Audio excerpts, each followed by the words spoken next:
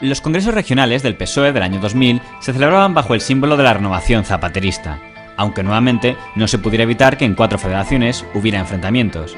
En Cantabria, tras la retirada del histórico don Jaime Blanco, hubo una pugna entre la guerrista doña Dolores Gorostiaga y el renovador don Francisco Fernández Mañanes. En una ajustada votación venció la guerrista por tan solo 4 votos. En Asturias se enfrentaban el renovador don Álvaro Álvarez y el guerrista don Javier Fernández. También ahí ganaron los guerristas. En la Federación Valenciana, el PSPV, la más dividida junto con la madrileña, se enfrentaron 4 candidatos. Don José Luis Ábalos era el referente de la corriente Renovadores de la Base en Valencia y podía presumir de ser de los que había apoyado al señor Zapatero. Don Andrés Perelló era el candidato de la corriente Izquierda Socialista en Valencia, mientras que don Juan Ignacio Pla volvía a encabezar a la familia de los renovadores, que en Valencia eran los equivalentes a los borrelistas.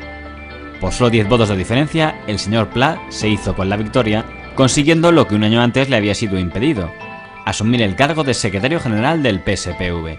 En la Federación Socialista Madrileña, las espadas estaban en abierto desde el verano. En agosto, dirigentes del partido, como el alcalde de Fuenlabrada, don José Quintana, habían anunciado en prensa su intención de impedir a toda costa que los renovadores de la base se hicieran con el control de la CSM, amparándose en que eran los representantes del nuevo líder del PSOE, el señor Zapatero. Los renovadores de la base, dirigidos por don José Luis Balbás y don Ignacio Díez, habían anunciado su intención de que uno de sus principales líderes, don Eduardo Tamayo, fuera el nuevo secretario general de la CSM. Finalmente, tras negociaciones en las que intervino don José Blanco, los renovadores de la base aceptaron que su candidato no fuera el señor Tamayo, sino un independiente, don José Antonio Díez, para reducir la tensión. Pero aquella cesión no sirvió para lograr la unidad.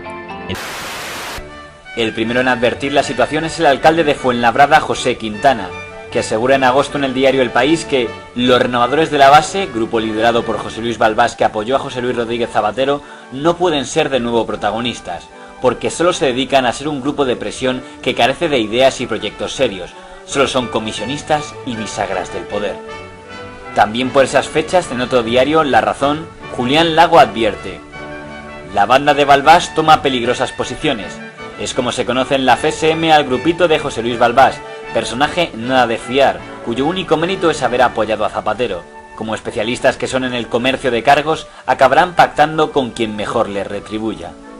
Esta situación provocará una inesperada unión entre los guerristas de Acosta y los herederos del leguinismo encabezados por Ramón Espinar, para que el secretario general sea el que han elegido ellos, Rafael Simancas, y no el que han elegido los renovadores de la base con Zapatero.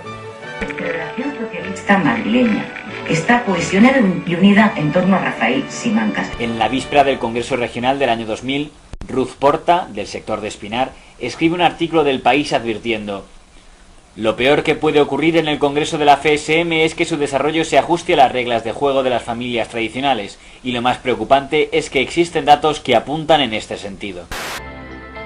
Los guerristas, que tantearon la posibilidad de presentar a su propio jefe de filas, don José Acosta, finalmente pactaron con el sector del señor Espinar un candidato común de las dos familias que fuera don Rafael Simancas, un peculiar frente común entre guerristas y antiguos leguinistas contra los balbases.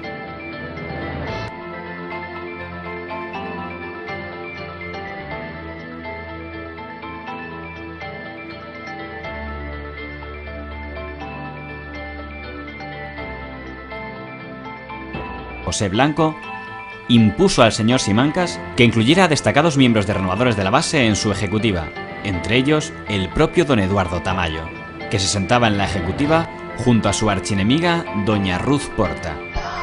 Estaban detrás de la candidatura de José Antonio Díaz, que incorporen a la dirección política de la Federación Socialista Madrileña. Aquel intento del señor Zapatero de pacificar las familias madrileñas acabaría reventando totalmente en el año 2003. Yo creo que Rafael Simancas ha tenido un problema político muy importante, que no ha sido el mismo, que está perfectamente publicado quiénes son los que están detrás de Rafael Simancas: Ramón Espinar, Antonio Romero, Él debía haber sido uno mismo.